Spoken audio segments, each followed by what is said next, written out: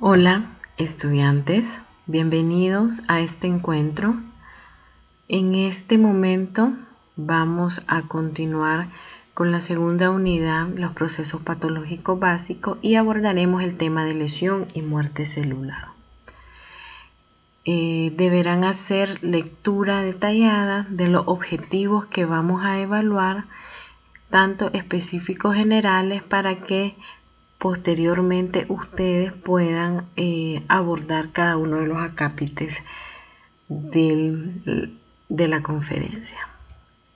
Dentro del contenido que abordaremos está la lesión celular, tanto reversible e irreversible. Dentro de esta abordaremos las causas, los tipos de muerte, como la necrosis, apoptosis y necroptosis. De esta vamos a abordar cada una de las definiciones, los mecanismos bioquímicos, las alteraciones morfológicas y las similitudes y diferencias entre cada una.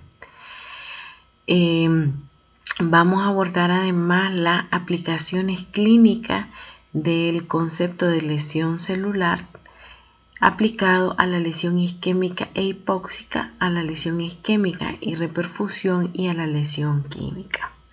Posteriormente vamos a conocer lo que son las acumulaciones intracelulares y las calcificaciones celulares. La célula va a estar sometida a diversas causas de lesión celular. Entre ellas tenemos los agentes químicos y físicos, como los traumatismos, el calor, el frío o la radiación, las sustancias químicas y los fármacos, como los terapéuticos, los contaminantes ambientales o estimulantes sociales como el alcohol, los agentes infecciosos como virus, bacterias, hongos y parásitos, o las reacciones inmunológicas como las podemos ver en las enfermedades autoinmunes, y las alteraciones genéticas como las alteraciones cromosómicas y mutaciones genéticas específicas y los desequilibrios nutricionales. Todas estas causas de lesión celular van a conllevar que la célula deba responder.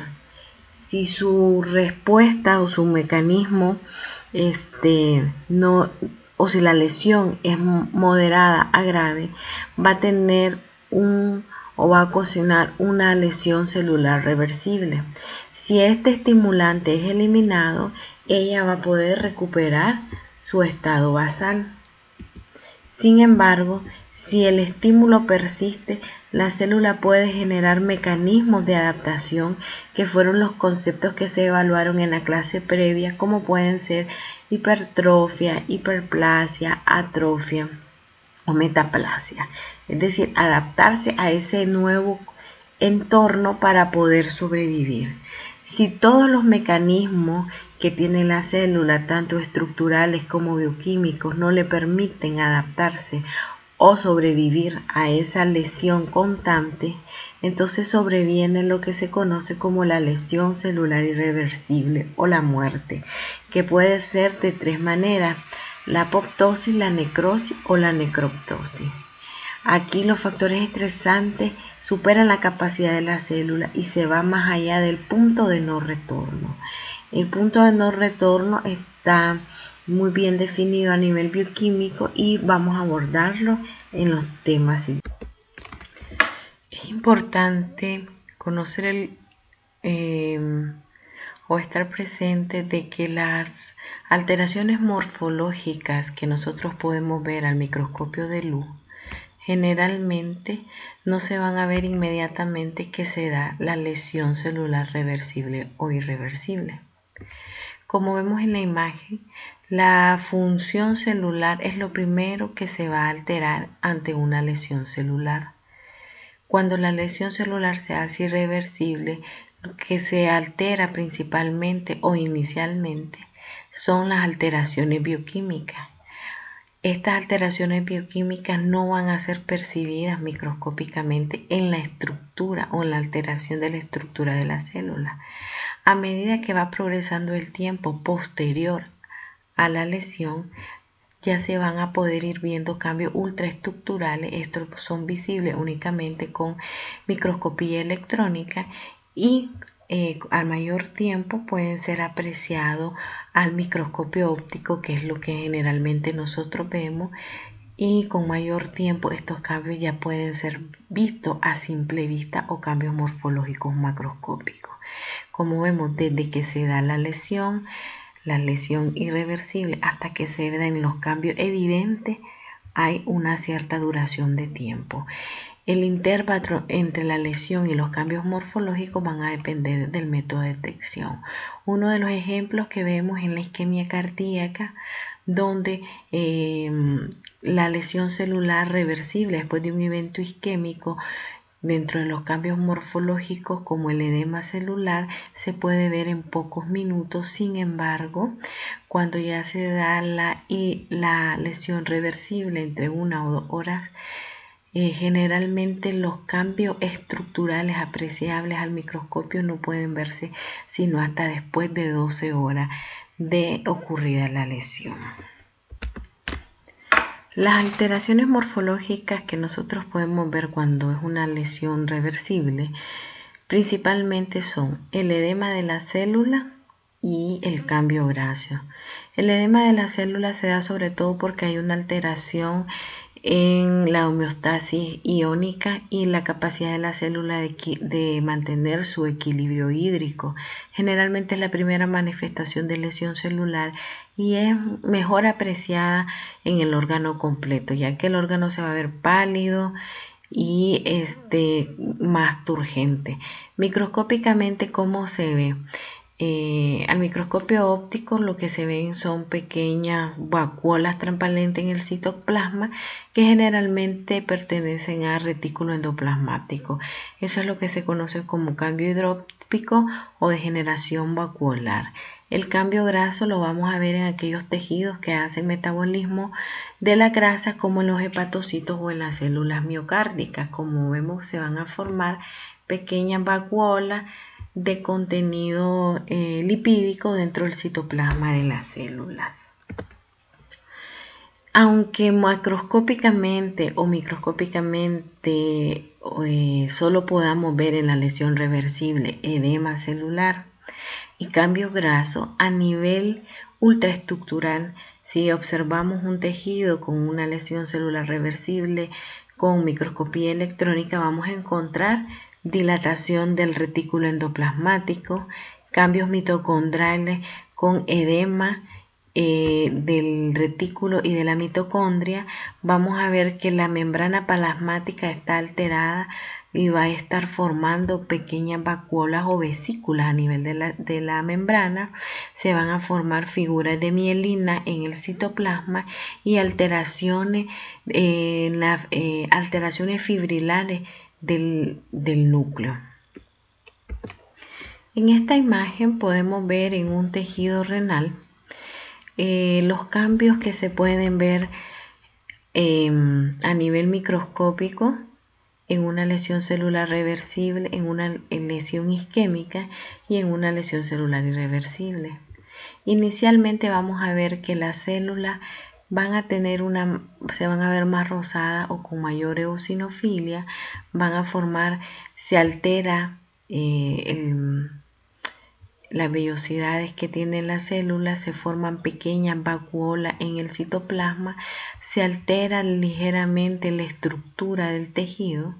Cuando ya es irreversible y se da la necrosis, se pierden los núcleos, hay alteración de la estructura, están abiertas el citoplasma con liberación del contenido hacia el exterior, y eso es lo que hace la lesión celular irreversible. A nivel ultraestructural o con microscopía electrónica podemos ver en esta célula de un túbulo proximal renal, esta es la LUM, aquí vemos las microvellosidades que son estas mismas que vemos aquí, y vemos el núcleo y el citoplasma con sus mitocondrias. Esta es sin ninguna alteración. Cuando hay una lesión celular reversible o el inicio de una lesión, vemos que inicialmente las microvellosidades se pierden.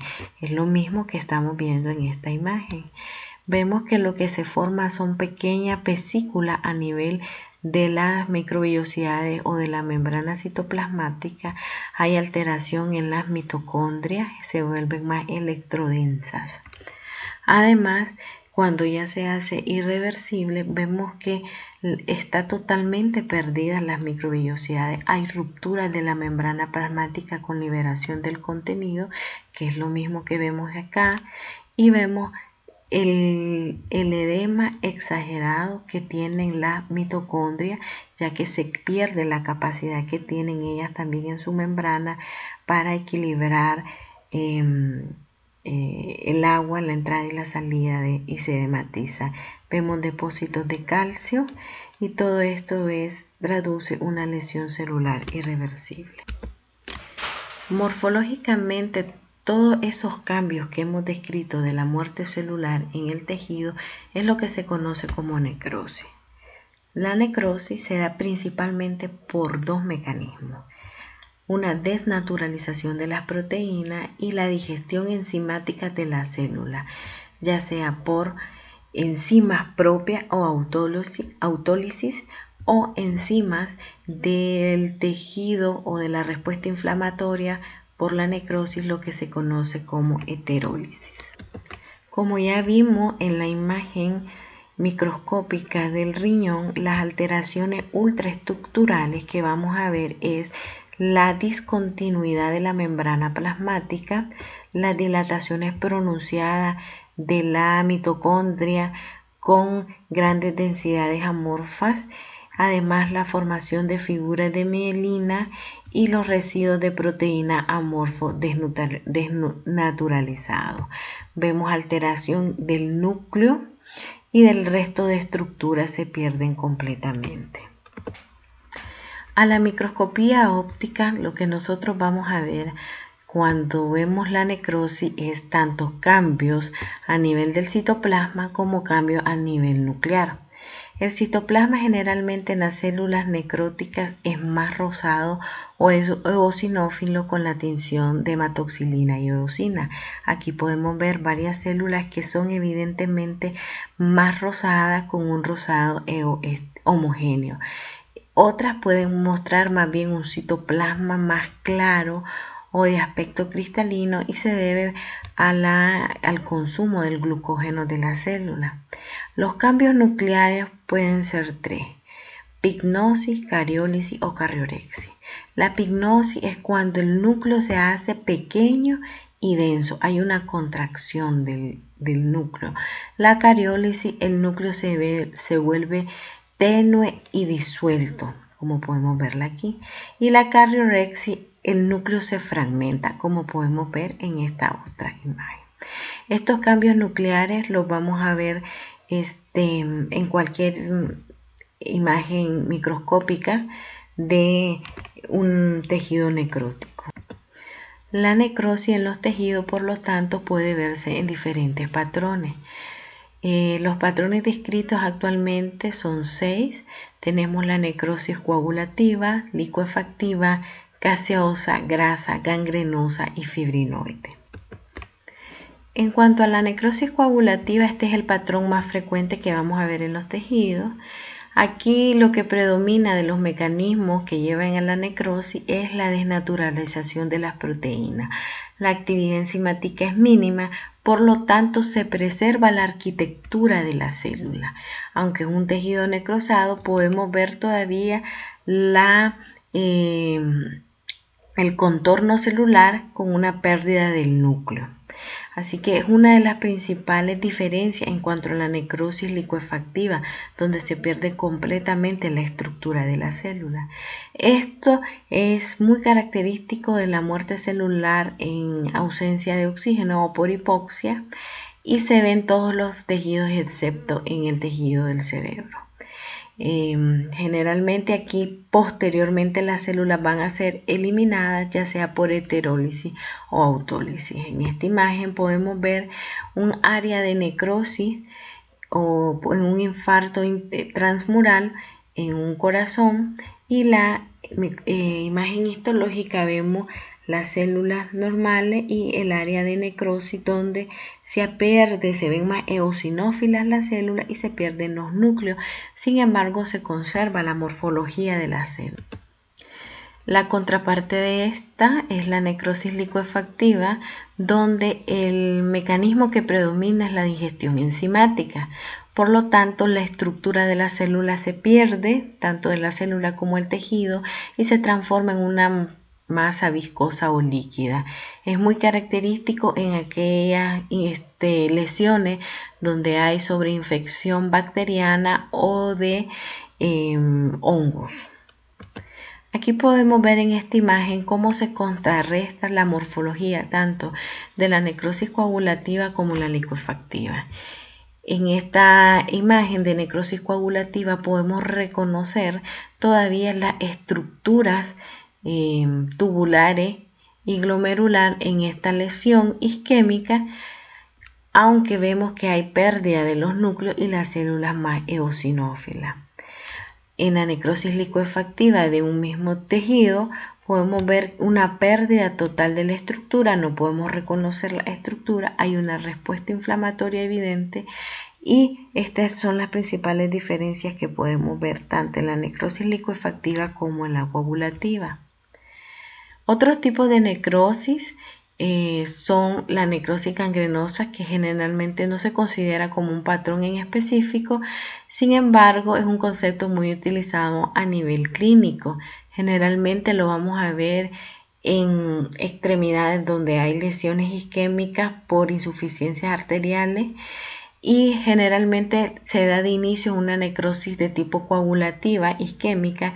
Sin embargo, cuando hay sobreinfección bacteriana, esto se transforma a un tipo de necrosis licuefactiva. La necrosis gaseosa, aquí tampoco hay conservación de la arquitectura, hay inflamación crónica granulomatosa. Uno de los ejemplos o los contextos clínicos donde mayor se ve es en la tuberculosis y la lesión da un aspecto de queso, como podemos ver en este nódulo, en este corte macroscópico de pulmón. El tejido necrosado forma una masa amorfa, igual como se ve en la necrosis licuefactiva. La necrosis grasa la vamos a ver en los tejidos adiposos que sufren algún tipo de lesión.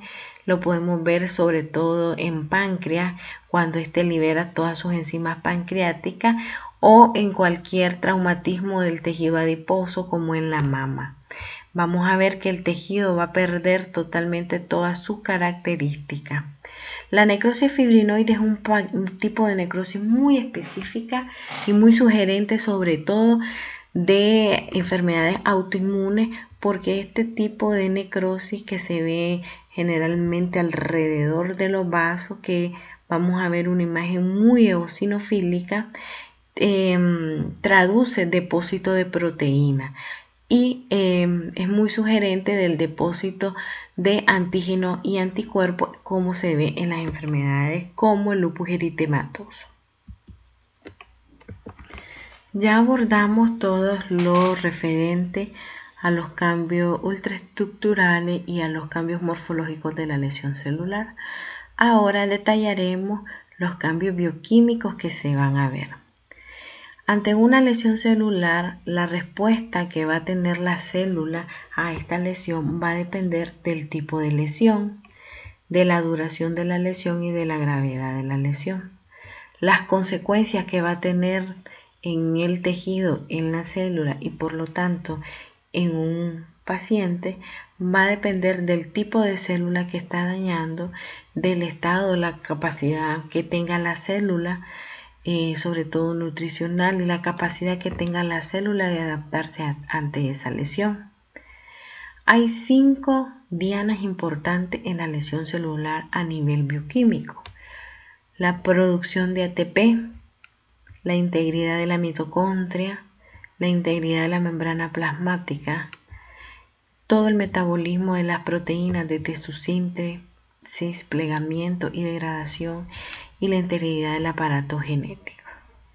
Cualquier lesión que altere uno de estos 5 mecanismos bioquímicos va a tener lesiones o consecuencias graves en la célula. Por lo tanto, podemos definir 6 mecanismos importantes de lesión celular. Como ya mencionábamos, la disminución en la producción del ATP, el daño a la mitocondria, la pérdida de la homeostasia del calcio, el daño al ADN y a las proteínas, el defecto de la permeabilidad de la membrana y el estrés oxidativo son los principales mecanismos bioquímicos que alteran o dañan irreversiblemente a la célula. En cuanto a los mecanismos de disminución del ATP, esto es uno de los más frecuentes que se ven en la lesión por isquemia y tóxica. Como conocemos, el ATP es indispensable para el funcionamiento celular. Generalmente, ante la disminución del ATP, por disminución en la fosforilación oxidativa, las células responden inicialmente con aumento de la glucólisis anaerobia, que es menos efectiva en la producción de ATP. Esto conlleva a un consumo del glucógeno con disminución de este en la célula, produciendo mayor ácido láctico, y esto va a traducir una disminución del pH o acidez en la célula con acumulación en la cromatina nuclear. La disminución del ATP también va a afectar el funcionamiento de la bomba de sodio-potasio. Esto favorece a la entrada de agua a la célula y a la alteración de la homeostasis del calcio. Esto traduce morfológicamente en el edema celular y en la pérdida de las microvellosidades, además del edema que se ve en el retículo endoplasmático, morfología ultraestructural que podemos ver en la lesión celular reversible. Otro de los mecanismos de daño celular es cuando se altera la mitocondria. Generalmente lo que se forma es un canal de conductancia alta. La lesión a la mitocondria, que es la principal productora de ATP, va a generar una disminución del ATP, mecanismo que ya estudiamos previamente. Aumenta la producción de radicales libres y esto va a traer múltiples alteraciones. Además, la mitocondria, al ser dañada, va a liberar proteínas que van a activar la apoptosis, como el citocromo C. Los mecanismos que regulan la homeostasia del calcio son indispensables para mantener la funcionabilidad de la célula. El calcio generalmente se mantiene muy bajo a nivel del citosol. Sin embargo, ante una lesión, este va a entrar con mayor facilidad o va a ser liberado desde la mitocondria o el retículo endoplasmático liso. Este aumento del calcio citosólico va a traer varias consecuencias. Una de ellas es que va a alterar la funcionabilidad de la propia mitocondria, ya que va a aumentar la transición de la permeabilidad de la mitocondria y va a disminuir la síntesis de ATP. Además, va a activar varias enzimas como la fosfolipasa, proteasa, endonucleasa y ATPasa, que van a traducir el daño a la membrana y el daño nuclear. El defecto de la permeabilidad de las membranas se va a ver en todas las formas de lesión celular, excepto en la apoptosis, donde la integridad de la membrana se conserva. Las membranas pueden dañarse directamente por la acción de las toxinas o los elementos físicos y químicos. Sin embargo, el aumento de la permeabilidad de la membrana plasmática afecta tanto la osmolaridad de la célula como la actividad de algunas enzimas, y la alteración de la permeabilidad de la mitocondria va a reducir la síntesis de ATP, con el daño también a las otras membranas. La misma entrada de calcio también altera la funcionabilidad de la membrana. La acumulación de radicales libres es lo que se conoce como estrés oxidativo.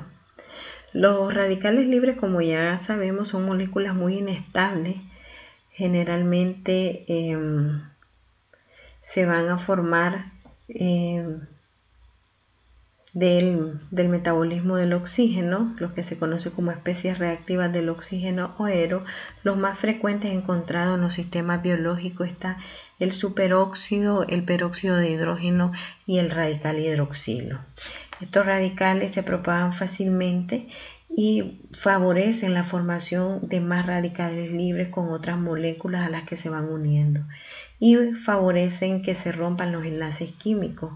De este modo, su lesión es la peroxidación lipídica con el daño a las membranas, las modificaciones de las proteínas con una degradación, un mal plegamiento de las proteínas, y sobre todo el daño celular al ADN con mutaciones.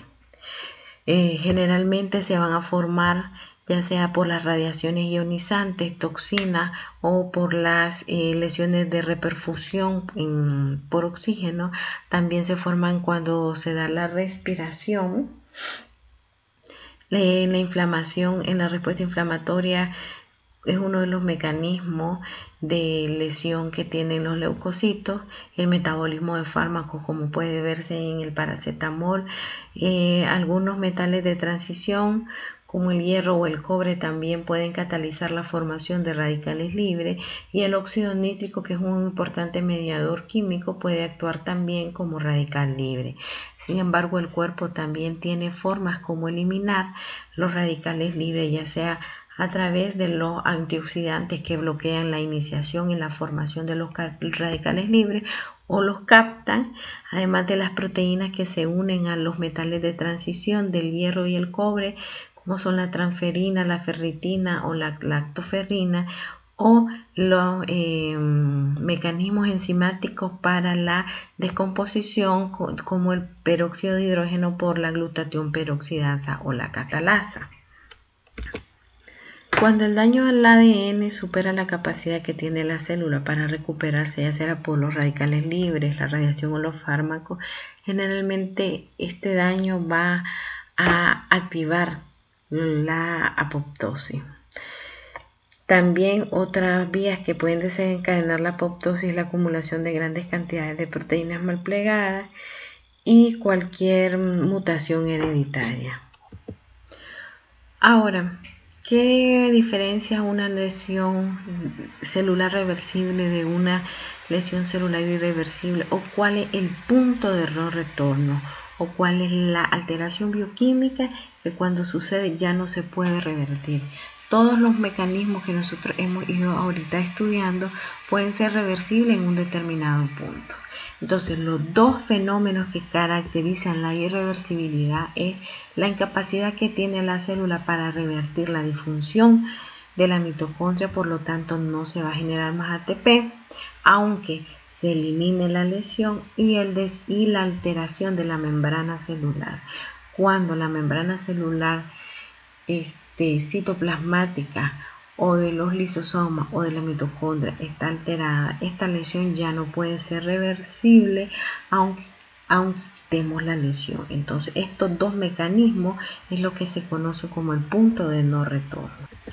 Clínicamente podemos, en algunas entidades, como es en la lesión isquémica, algunos marcadores bioquímicos pueden traducirse en muerte celular.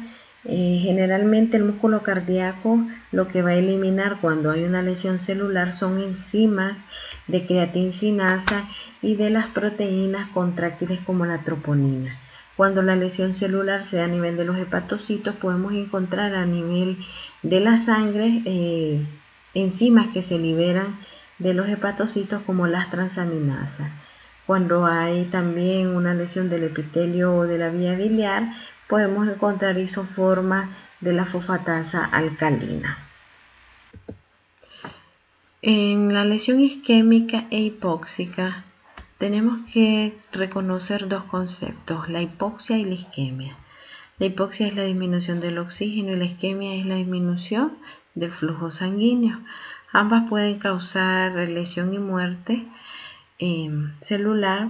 Una se debe generalmente a una oxigenación inadecuada y otra es por disminución en el flujo arterial.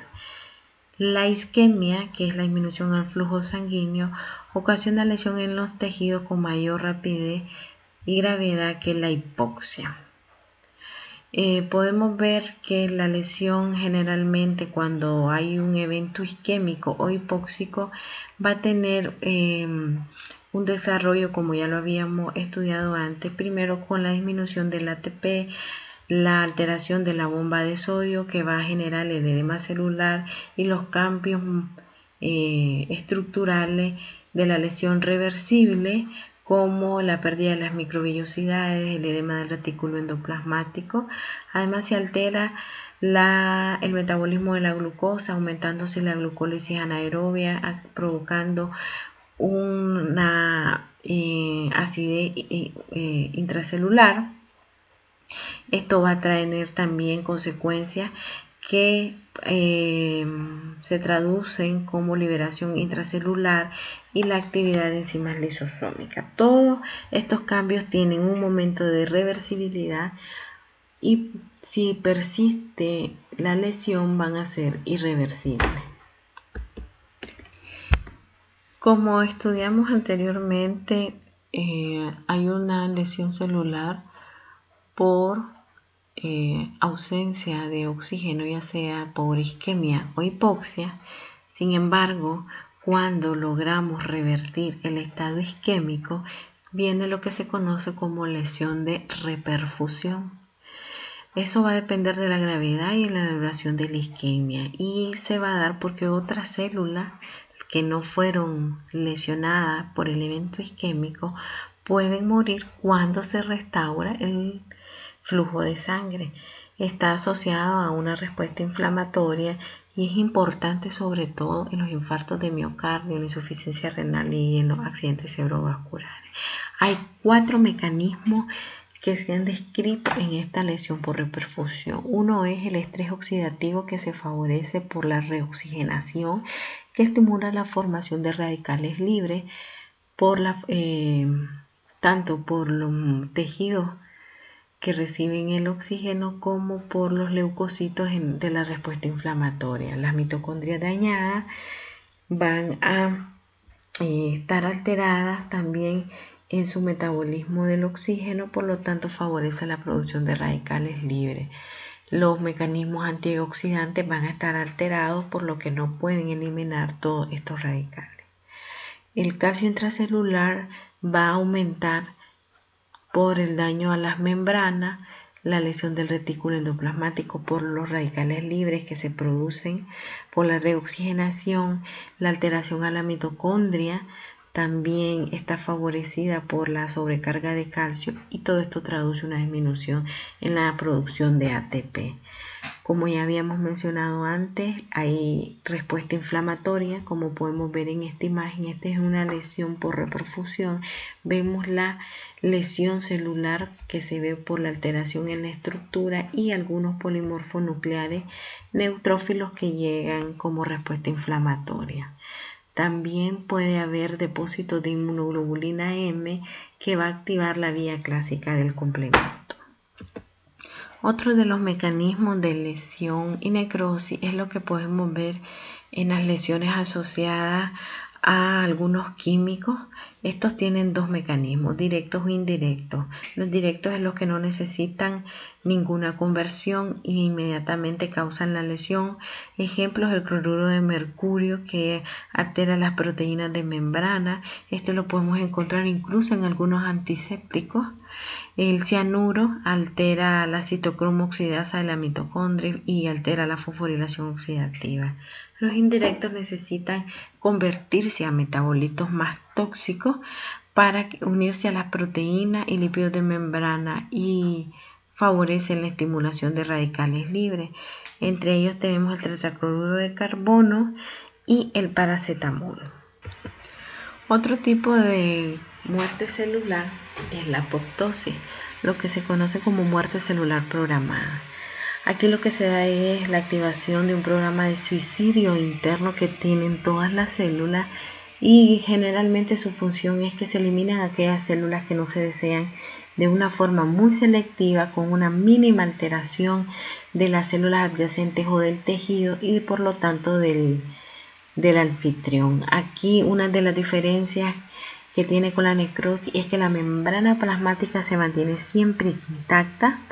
Sin embargo, la estructura celular se va a ir modificando poco a poco a medida que se va fragmentando la célula, y posteriormente esta célula ya fragmentada va a ser eliminada por el sistema retículo endofagocítico o fagocitada.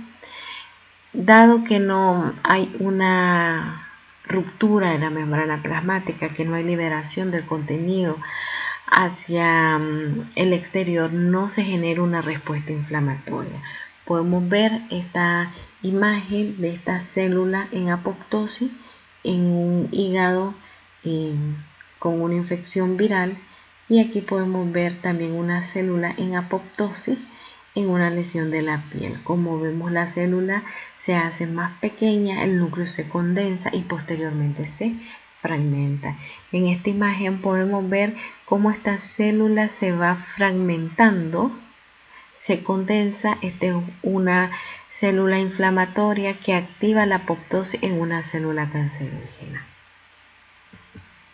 Las causas de apoptosis, a diferencia de la necrosis, la apoptosis podemos encontrarla en condiciones tanto fisiológicas como patológicas.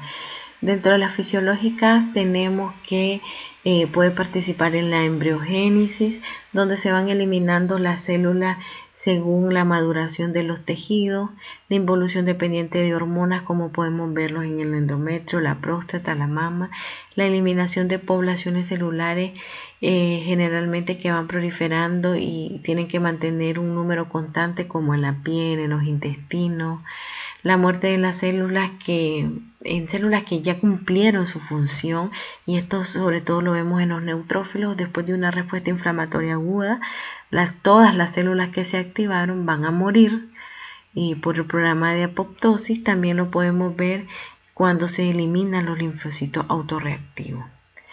En condiciones patológicas, cuando hay una lesión del ADN por cualquier motivo, la acumulación de proteínas mal plegadas activa la apoptosis.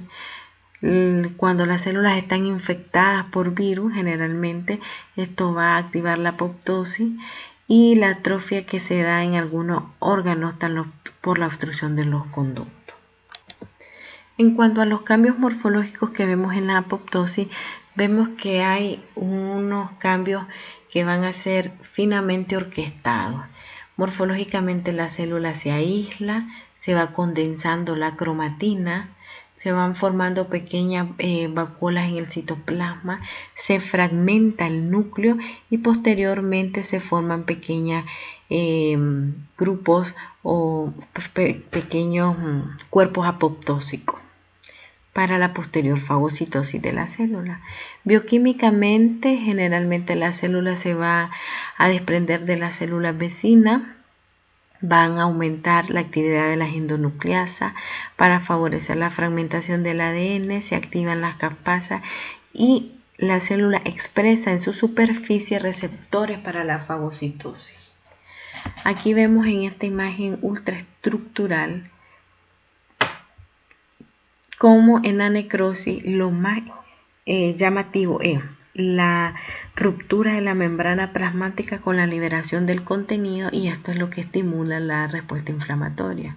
En la apoptosis, sin embargo, vemos cómo se condensa el núcleo y cómo se va fragmentando poco a poco la célula sin hacer ningún estímulo inflamatorio. Aquí podemos contrastar también los cambios morfológicos que se dan en cada una de las dos entidades de muerte celular. ¿Cómo se desarrolla la apoptosis? Este tipo de muerte celular que está finamente organizada. Este tiene dos vías que inician de forma independiente, pero sin embargo se unen. Tenemos la vía mitocondrial o intrínseca y la vía de los receptores de muerte o extrínseca. Generalmente la vía intrínseca se va a activar cuando hay una lesión celular ya sea por supresión de factores de crecimiento, porque haya un daño al ADN o mutación o mal plegamiento de las proteínas. Y la vía de los receptores de muerte celular o extrínseca, generalmente hay una interacción entre el receptor y el ligando, generalmente de tipo Fas, o los receptores de factor de necrosis tumoral. Todo el mecanismo orquestado o la cascada de activación enzimática tiene dos etapas, una etapa de iniciación y otra de ejecución.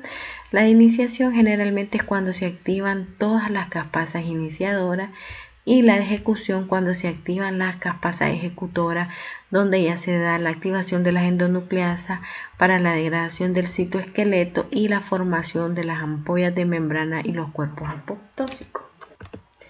La vía intrínseca va a estar regulada por la familia de los BCL, que son más de 20 proteínas.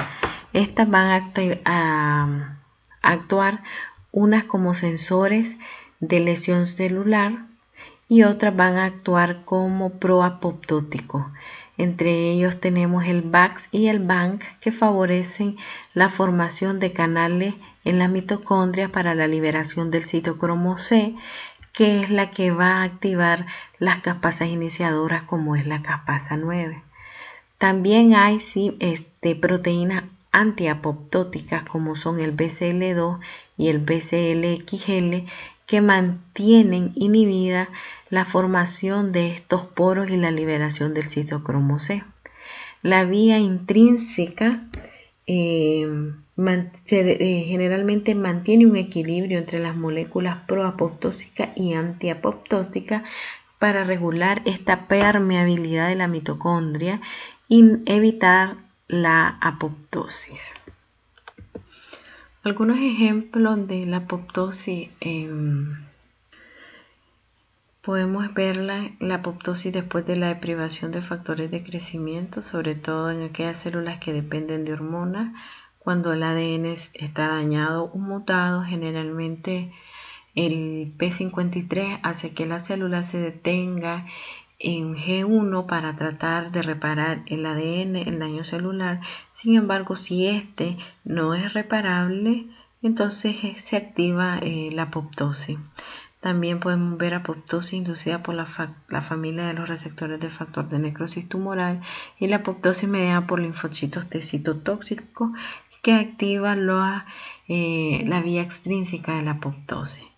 También podemos ver desregulación de la apoptosis, que puede ser defectuosa, es decir, que no se da la apoptosis. Eso traduce a que las células aumenten la supervivencia celular. Esto es uno de los mecanismos que se ven en el cáncer y en los trastornos autoinmunes, donde la apoptosis insuficiente prolonga la supervivencia de la célula o reduce el recambio de la célula. Podemos ver otro contexto, es que la apoptosis esté aumentada, por lo tanto las células mueren rápidamente, hay una disminución en la supervivencia. Esto lo podemos ver en algunas enfermedades neurodegenerativas con pérdida de grupos específicos de neuronas, en la lesión isquémica como en el infarto del miocardio y en accidentes cerebrovasculares, también en la muerte de células infectadas por virus. Un concepto relativamente nuevo de muerte celular es la unión de la necrosis y la apoptosis, lo que se conoce como necrosis programada o necroptosis. ¿Qué tiene de necrosis? Pues morfológicamente se ve igual a la necrosis, hay inflamación, disminución del ATP, edema de las células, generación de radicales libres y rotura de la membrana plasmática y lisosómica. ¿Qué es lo que tiene de apoptosis? Pues de apoptosis tiene que hay algunos episodios de señalización que están genéticamente programados y es lo que induce la muerte. Sin embargo, no dependen de las caspasas.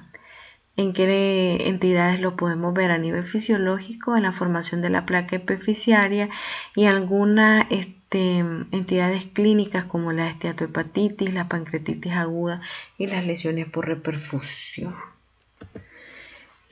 Con la necroptosis finalizamos el estudio de lo que es la lesión celular y muerte.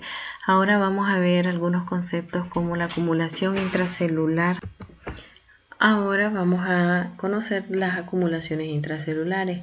Estas pueden ser de sustancias propias de la célula, de sustancias normales que se acumulan por un metabolismo inadecuado como los lípidos, o sustancias propias de las células normales o anormales, sobre todo cuando hay defectos genéticos o adquiridos en el metabolismo, en el empaquetado, transporte o en la secreción de las sustancias, como lo podemos ver en la alfa-1 antitripsina. También pueden haber acumulaciones de sustancias exógenas, dado que hay falta de enzimas o proteínas para el transporte, como en los pigmentos. Las acumulaciones dentro de las células pueden ser de lípidos, de colesterol, de proteínas, glucógeno y pigmentos. Dentro de los lípidos podemos ver que la acumulación de triglicéridos lleva a lo que se conoce como cambio graso o esteatosis. Uno de los que más conocemos es la esteatohepatitis, la esteatohepatitis o el cambio graso. Generalmente hay una entrada excesiva de lípido con una exportación defectuosa. Lo podemos ver en el corazón, el músculo y el riñón. También podemos verlo en estados de alcoholismo, malnutrición, diabetes y obesidad. Se puede acumular también colesterol y ésteres de colesterol, y también pueden acumularse fosfolípidos.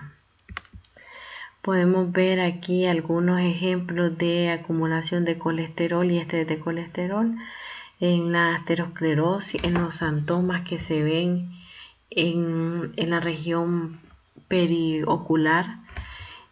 También podemos ver la colesterolosis, que es muy típica, en la acumulación que se ve en los macrófagos en el epitelio de la vesícula biliar.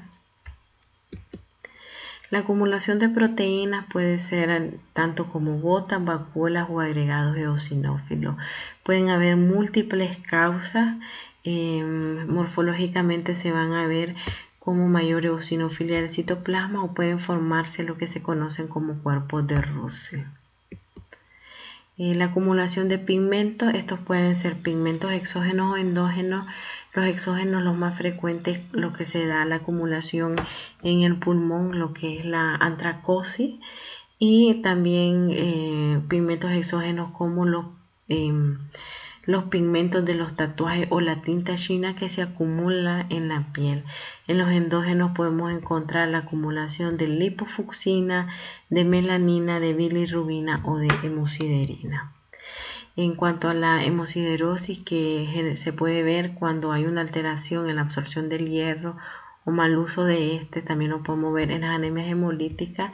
Esta se puede ver con técnicas de histoquímica como el azul de Prusia. Otro concepto importante es las calcificaciones o los depósitos de calcio a nivel de los tejidos. Esta puede ser de dos tipos, distrófica o metastásica. La distrófica es aquellos que se ven relacionados a una área de lesión previa. Ahí generalmente en esas áreas de necrosis o hasta aterosclerosis avanzada, o en válvulas cardíacas lesionadas, o en áreas de neoplasia, se va a depositar el calcio y va a formar lo que se conoce como calcificaciones. La calcificación metastásica, generalmente esta se va a ver en tejidos intersticiales como mucosa gástrica, riñón, pulmones, arterias sistémicas y venas. La calcificación metastásica generalmente aparece o se está relacionada a elevación de las hormonas paratiroideas, a una destrucción ósea y a trastornos relacionados con la vitamina D y la insuficiencia renal.